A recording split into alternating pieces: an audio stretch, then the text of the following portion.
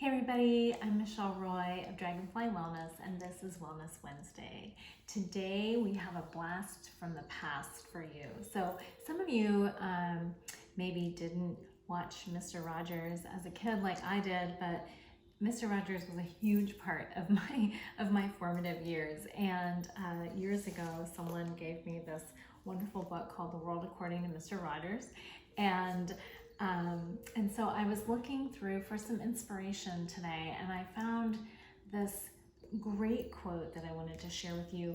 Mr. Rogers was more of a yogi than many people realize. His teachings are very much in line with many of the yoga tenets of non-harming and kindness and compassion and being unified with our fellow humans and love, love, love.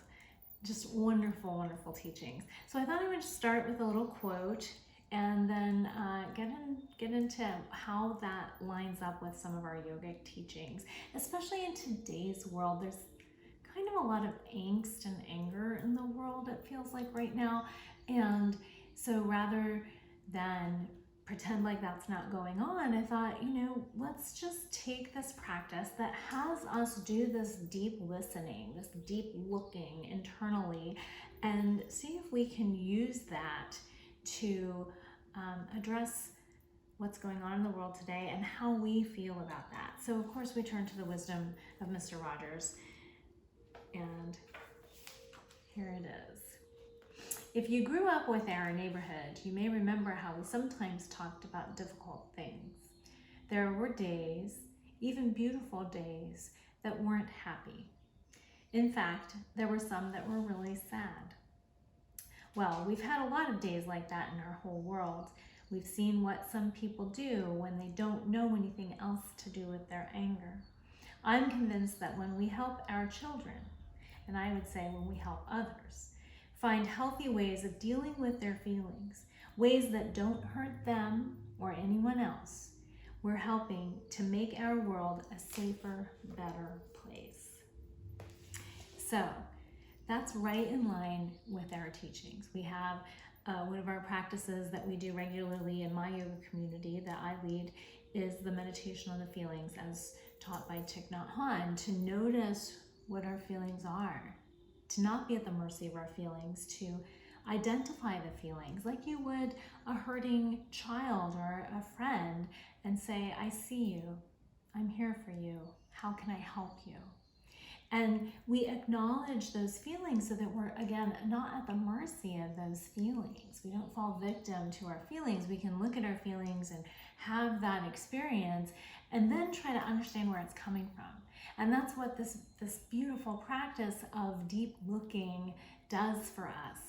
These moments of quiet introspection allow us to learn why we're triggered in certain ways, and then what do we do with that, right? Do I hold on to my anger, my irritation, or can I process that in some way that is meaningful and helpful to me and everyone around me?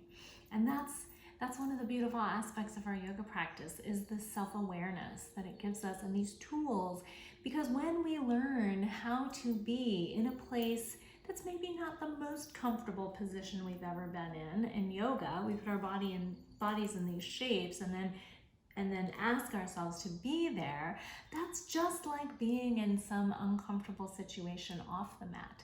And because we've practiced being there on the mat, it gives us these skills and tools to make that a little bit more comfortable off the mat, and to learn to look at these feelings almost like they're outside of us, right? And then to process them that way and turn that into something positive and meaningful.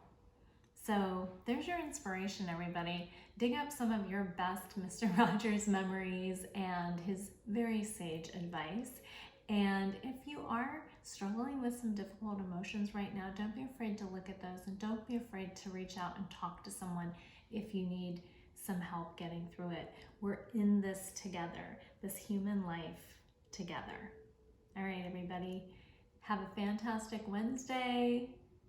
Be brave, be courageous, look inside, and create something meaningful today. All right, I'll see you again next week. Thanks, everybody.